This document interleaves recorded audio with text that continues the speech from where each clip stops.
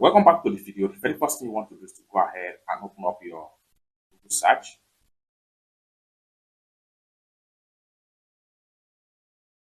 The next thing you want to do is to go ahead and click on the activity at the bottom right here.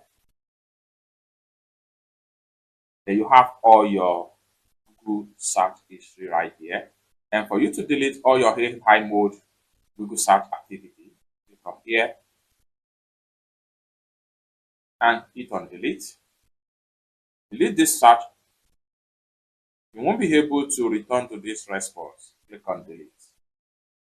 You can delete as many as possible. Click on here again, delete. Delete this search. You won't be able to return to this search history. Hit on delete. It's that simple.